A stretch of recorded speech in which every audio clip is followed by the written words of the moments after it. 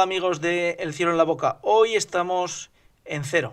Sí, y no 0 grados Celsius, sino en kilómetro cero.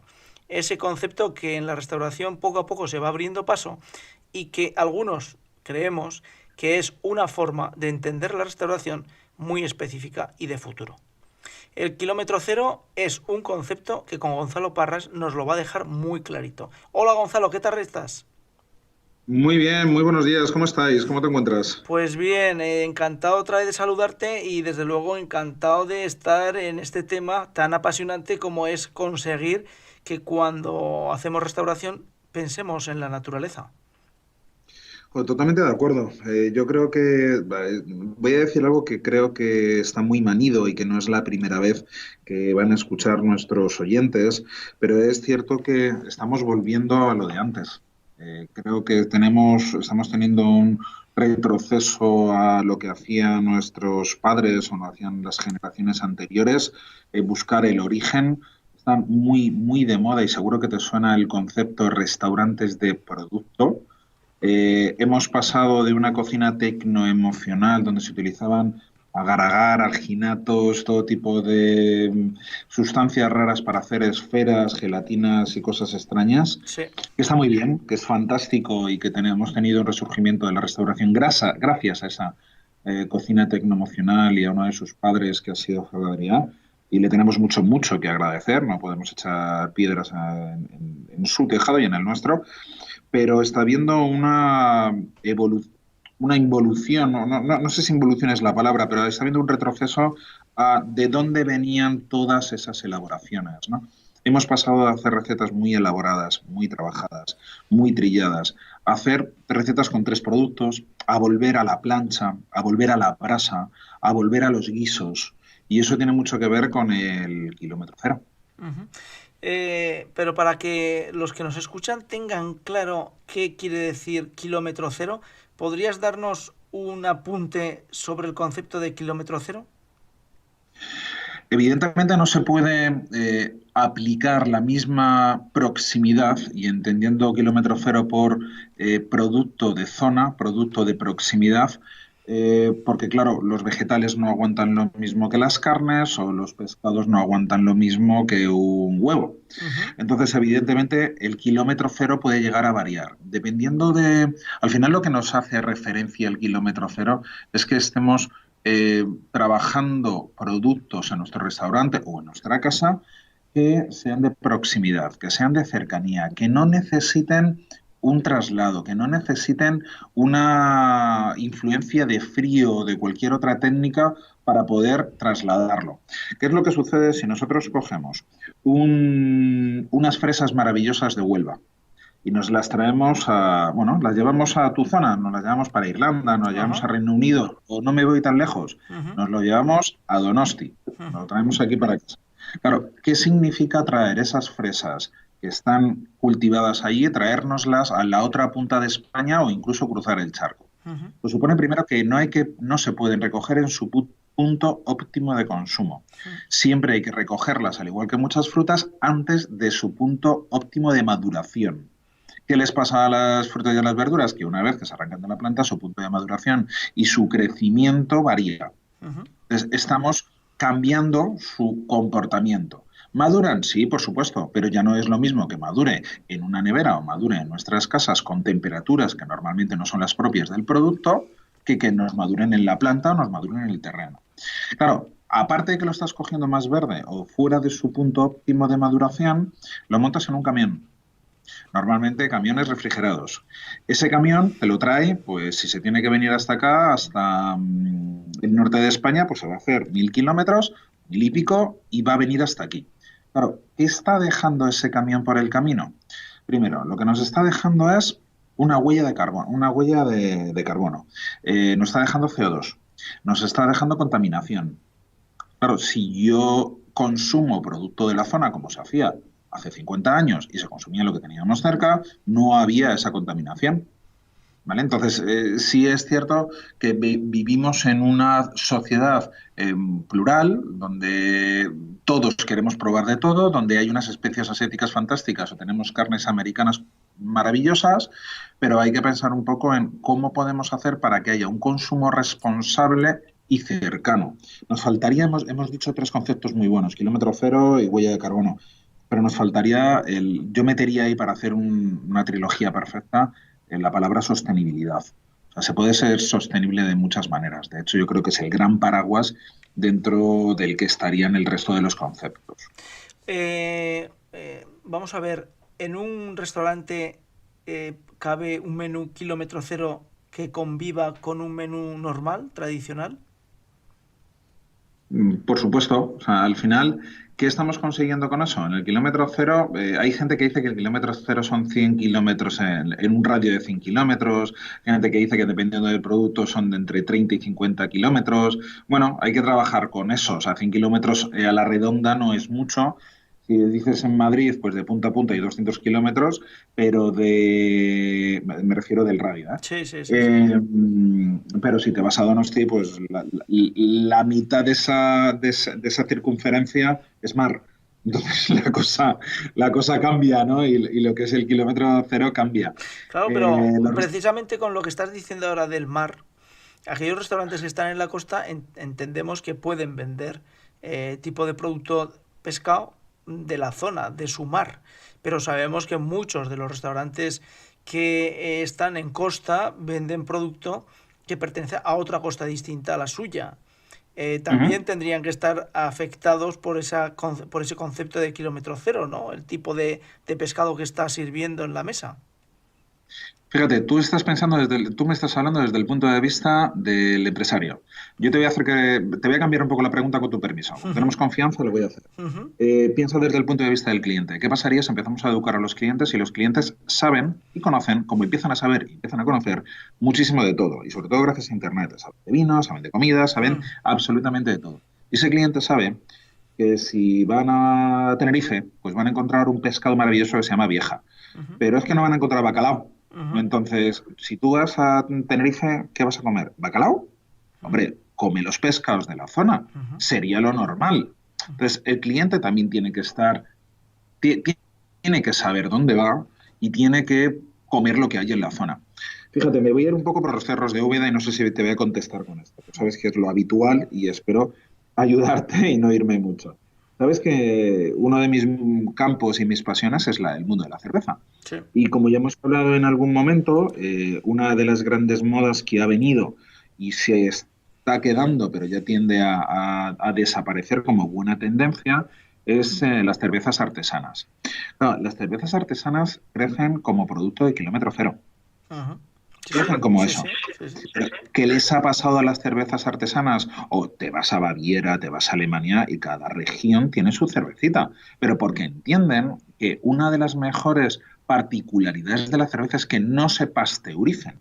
Porque se empezaron a pasteurizar para que entraran en un mercado global y que se pudieran comercializar en cualquier sitio. Si yo la pasteurizo, la estabilizo y con eso hago que tenga mucha más longevidad. Ujú. No es coherente consumir una cerveza artesana irlandesa en España. No es coherente. Está bien que nos la traigamos y que probemos cosas diferentes, pero no es coherente, porque la coherencia dice que las cervezas artesanas no se pasteurizan, por lo cual no tienen un buen mantenimiento o su vida útil es mucho menor, entonces se tienen que consumir en la zona. Otra cosa es que te vayas a Irlanda de viaje, que te metas en la maleta un par de botellitas y según llegas a casa te las bebes con tus amigos. Eso es una cosa diferente. Te hacía el Va. comentario con respecto al tema del pescado, porque Ujú. aquí en Irlanda, tenemos la característica de que existe un marisco exquisito, pero es muy difícil de encontrar. ¿Por Ujú. qué? Porque todo el marisco de la costa del sur me consta, porque bueno, pues tengo amigos pescadores que se van todos para España. De tal Ujú. manera que haciendo una pequeña investigación, pero de tal forma que encontrar un buey de mar en Irlanda que son de 4 palmos, impresionantes, o un bogavante que son más grandes que mi cabeza, que además los venden muy baratos porque nadie consume marisco en Irlanda, ¿vale? Preguntas, pero bueno, ¿dónde va el marisco? Todo este marisco. Bueno, pues se va a Galicia. Ujú. Y desde Galicia se Bueno, vende. Es decir, que en el tema del kilómetro cero, en muchas ocasiones, pues nos pueden... es decir, que hace falta, y esa era mi pregunta, un punto de honradez o de trazabilidad, si se pudiere, para conseguir saber exactamente si ese kilómetro cero del restaurante especializado en pescado realmente lo está cumpliendo o no. Pero sin ningún tipo de duda, de hecho es hacia donde vamos, es lo que estamos buscando. Yo estoy convencido que tú cuando ibas a comprar hace 10 años, los etiquetados que te encontrabas en el puesto no es el mismo que te encuentras ahora. Ahora, por ley, están obligados a ponerte las fichas o las pegatinas, digamos, de trazabilidad del pescado. Entonces, de tal manera, a mí no es la primera vez que voy a comprar, y no digo el centro comercial, a la pescadería de un centro comercial y les pregunto por las gambas, unas gambas espectaculares, pues además era quisquilla de Motril, con unas huevas azules preciosas y tal. Y les pregunto, bueno, ¿y esto es fresco o es congelado? Sí, es totalmente fresco.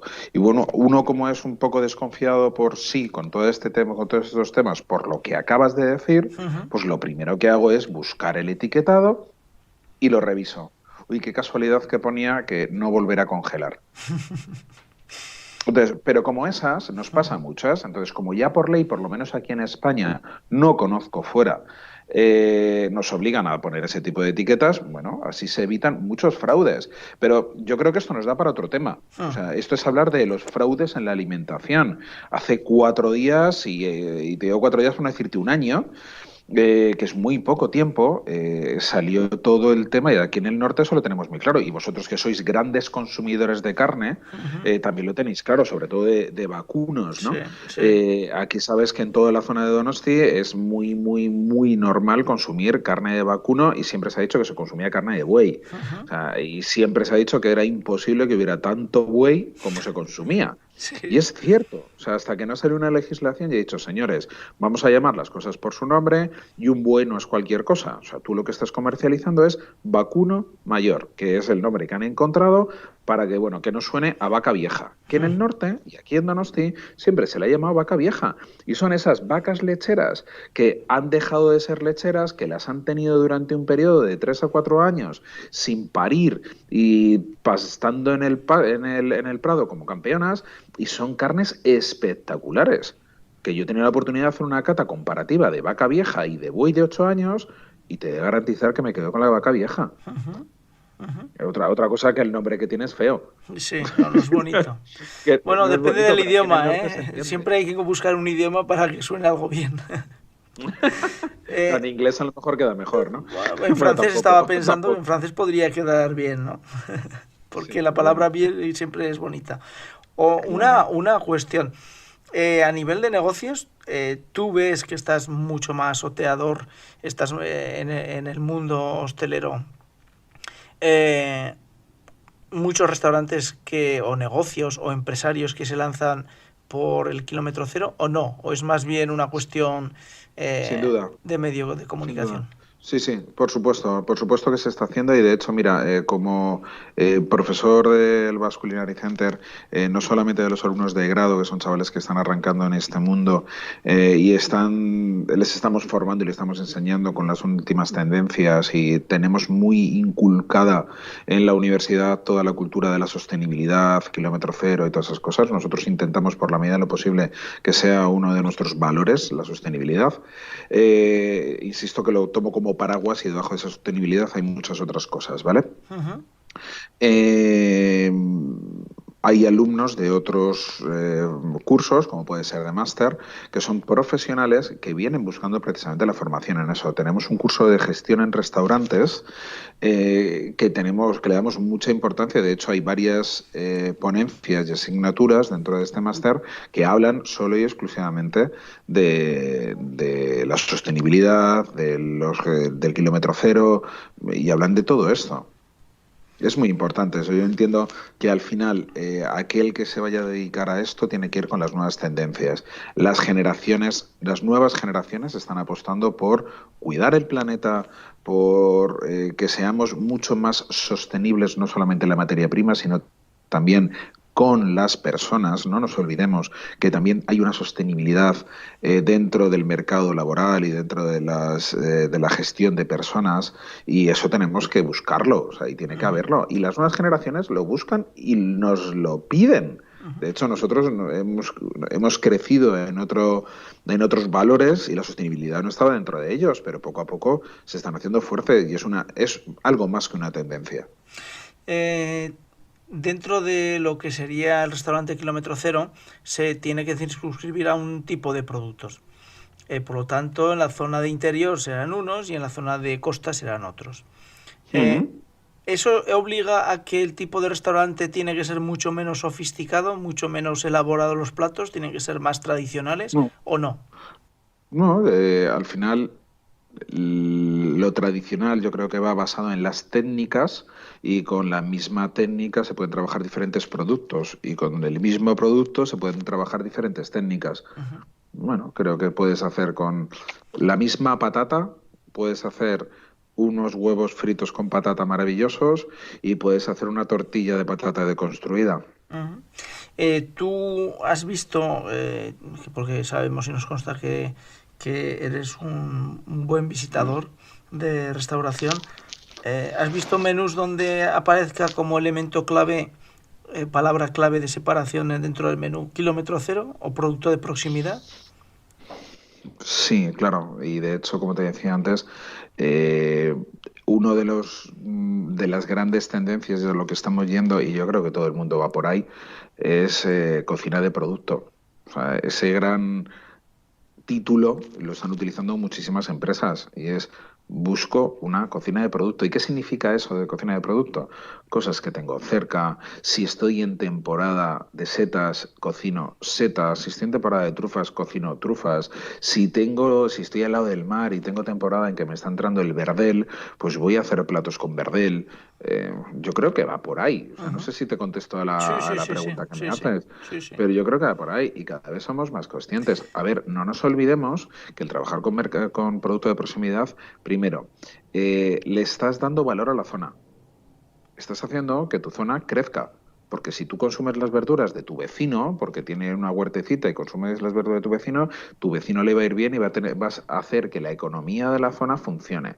Segundo, medioambientalmente vas a hacer que haya mucha menos contaminación, que esto normalmente no lo tenemos en cuenta, pero es que es muy importante. Ujú, Yo, que ahora he cogido la afición de la pesca y me voy normalmente a la salida del puerto de Pasajes, ujú, donde ves unos barcos enormes salir, que los tienes a 10 metros saliendo, verdaderos transatlánticos que están saliendo llenos de materia prima, transportando coches, transportando arena. Ayer me quedé loco, o sea, un barco enorme transportando arena, no lo entiendo. Pero bueno, tendrán su porqué. No sé el porqué, pero seguro que existe, ¿no? ¿alguna Eh, playa que no tenga arena? no lo sé, no lo sé, pero dices, lo que debe de contaminar este bicho en el mar para transportar arena. Sí. O sea, seguro que está justificadísimo, Mm, seguro que tiene toda su coherencia, mm, pero no sé, al fin y al cabo estamos moviendo barcos enormes que van todavía a petróleo, evidentemente, ujú, y que contaminan una barbaridad. mm. Hablar de sostenibilidad, de huella de carbono, lleva aparejado hablar de producto ecológico, producto orgánico. Yo creo que se ha ligado íntimamente, ¿no? Dentro de lo que es ese gran paraguas de la sostenibilidad, hemos metido producto ecológico y producto orgánico y producto biodinámico, que está tan de moda en el vino, ¿no? Por ejemplo, Mm, ¿a qué hace referencia todo esto? Pues a lo que hacía mi abuelo cuando cultivaba las cepas que tenía en el pueblo, y los 4 manzanos o 4 almendros que tenía. Pues que no le echaba nada de químicos, pero porque no habían o no los conocían, no existían, y utilizaba todo aquello que le daba la naturaleza. Joder, a mí me parece, para los que no lo conozcan, el cultivo ecológico que muchos, y yo el primero, yo creo que cuando salió toda esta, no quiero decir moda porque no es una moda, cuando salió esta tendencia de los productos ecológicos, orgánicos, biodinámicos, en el tema del vino, se empezó a hacer una cosa que eran los cultivos sostenibles, que se hace en otras cosas, pero como estoy un poco metido en el mundo del vino, lo conozco bien, ¿no? Y jo, me encantaba cuando esto empezaba a estar de moda hace 10, 12, 15 años, y veías cómo te explicaban, no, es que nosotros lo que estamos haciendo es una siembra de otros, de una cubierta vegetal que se llama, hacemos una siembra de cubierta vegetal que corresponde a la fauna y a la flora que hay autóctonamente en la zona. ¿Por qué? Porque los bichitos que me van a atacar a la uva, si primero tienen otro tipo de alimento, van a atacar a ese alimento, Ujú, van a atacar a esa cubierta vegetal y me ujú, van a dejar en paz a la planta. ujú, Eso es lo que se hacía hace muchos, muchos, muchos, muchos años. Es ujú, lo que se hacía, pero luego entró la tendencia de la limpieza. Entonces, ujú. para hacer limpieza necesitas químicos, entonces tenías que ararlo todo, limpiarlo todo, ni una sola hoja, ni que la planta esté sola. Claro, si la planta esté sola, entra un bicho y se va a lo que encuentra. Ujú. Entonces, bueno, eso es ecológico. Ujú. Eso además que estás citando, porque bueno, algo de campos, se está haciendo en, bueno, pues en cebada y está evitando tener más plagas de las que había antes. Porque ya no se Claro. rotura el suelo como se roturaba y por lo tanto se deja ese manto vegetal viejo que hace esa función que estás diciendo. No esperaba ese comentario por parte de Gonzalo. La verdad es que me ha dejado traspuesto y lo que tenemos que tener claro es que Gonzalo observa la mesa, el plato, pero se mira alrededor de muy lejos del plato.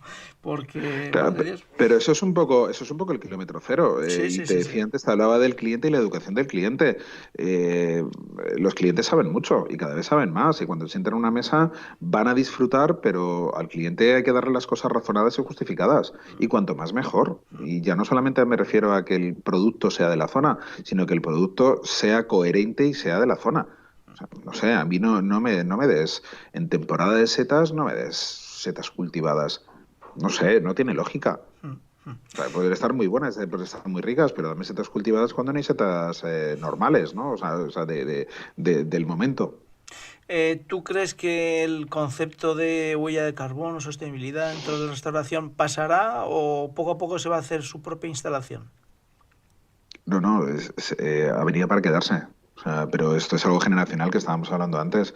Las nuevas generaciones demandan esto y gracias a Dios. O sea, yo creo que igual que estamos avanzando en muchos otros campos, estábamos muy atrás y no lo veíamos. Y esta tendencia verde, por llamarla de alguna manera, tiene que venir para quedarse, porque la necesitamos. Es que nos estamos cargando el país. O sea, no escuché hace, bueno, el país y el mundo. No sé si escuchabas una noticia que decían que en Rusia está habiendo plagas, bueno, plagas, no sé si llamarlas plagas, de osos polares. No, No no. encuentran, no encuentran comida en sus zonas y los Bajando. osos blancos se están bajando a toda la zona de Rusia y tienen verdaderas plagas de osos polares que se meten en colegios, que se meten en las casas, porque buscan comida, porque hay tal de hielo que ya no... Bueno, decían que había tal de hielo porque la fuente de alimentación principal de los osos son las focas no encuentran una zona de hábitat, entonces se marchan y si no hay focas para que se coman los osos, pues los osos buscan su sitio. Cuidado que no es ninguna No, tontería, no, no, no, que no, en como nos absoluto. carguemos lo que tenemos, como nos carguemos lo que tenemos, ya no va a haber más. Entonces, cuidado. Bueno, y por terminar, en este continuaríamos y continuaríamos, pero el tiempo se nos echa encima. Con respecto al kilómetro cero, lo opósito al kilómetro cero es el transporte del cerdo desde España hacia Irlanda, Inglaterra, Alemania y Rusia. Porque no nos olvidemos que España, la parte norte de España, se está convirtiendo en un poder gastronómico o de producción de cerdo, de Ujú. porcino, y está saliendo todo fuera. Evidentemente, este tipo de comercialización del cerdo está lejos, muy lejos de lo que sería el kilómetro cero. Jo, yo no sé si este tipo de preguntas y de cuestiones estoy capacitado para responderte, porque puedo tener algo de conocimiento, ¿no? Pero es cierto que ya hemos dicho antes la palabra globalización. Somos muchos y queremos de todo.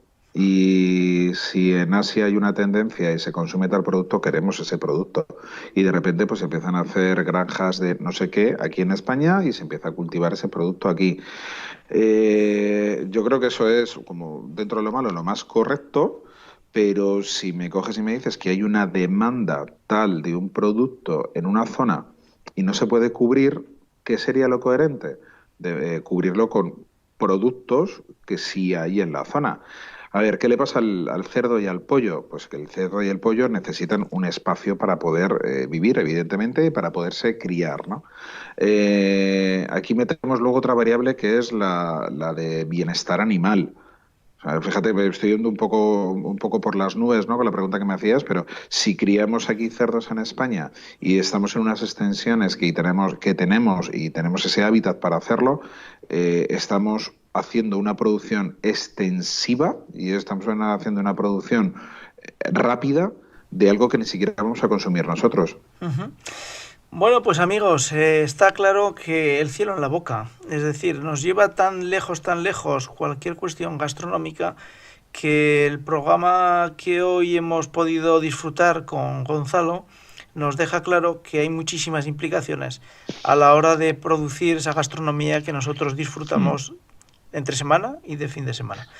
Gonzalo, Sí, ¿quieres pero añadir algo más? sí, perdóname, es que me he quedado ahí que quiero poner una coletilla a lo que estaba diciendo, con tu permiso. Sí. Si me permites 2 minutos o incluso menos, para que fijéis lo importante que es el producir lo que consumimos y que no produzcamos más de lo que podemos consumir. Y como bien estabas diciendo en la pregunta claro, se produce mucho más cerdo en España que luego va a Irlanda y a cualquier otro país. Ujú. No producimos lo que consumimos, producimos por encima de nuestras posibilidades, ¿correcto? Claro, Correcto. ¿qué trae eso? Que todos los excrementos que producen los cerdos en las granjas de cerdos, el purín, los purines, Sí. es de lo más tóxico que hay en el mundo. Y hacer un correcto tratamiento de esos purines es caro y normalmente bastante difícil. Normalmente se suele hacer de manera ilegal, se tiran en los campos, se suelen acabar infectando muchos terrenos o se tiran a los ríos, como se ha hecho muchas veces. Si produjéramos lo que tenemos que consumir y en España, como kilómetro cero, fíjate lo que te digo, ¿eh? O sea, estoy diciendo una barbaridad y que los oyentes me perdonen, ¿no? Sí. Si solamente produjéramos el cerdo que consumimos, como kilómetro cero, como kilómetro de España, pues a lo mejor no tendríamos el problema de tener que aguantar las consecuencias de la sobreproducción para que otros países puedan hacerlo. A ver, está claro que alguno dirá, bueno, pues no, igual que nosotros hacemos una sobreproducción de cerdo, pues otros harán una sobreproducción de marisco, como me comentabas antes, para poder tener nosotros ese abastecimiento de marisco, ¿no? Y no tener que comprar pulpo en Marruecos y hacerlo pasar por gallego o irlandés. ¿Vale? Entonces, bueno, sé que esto da para mucho más y no me quiero enrollar más. Muy bien. Bueno, Gonzalo, gracias por colaborar, pues gracias por tu tiempo, gracias por todas estas enseñanzas del kilómetro cero y hasta la próxima, como siempre. Ha sido un placer. Chao. Un placer, un abrazo fuerte. Adiós, adiós. Chao, chao.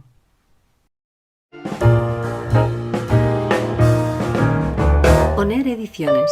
Seleccionamos temas de interés. ONER Ediciones. Hacemos que tus temas sean de interés. Buscamos lo que a ti te interesa. ONER Ediciones.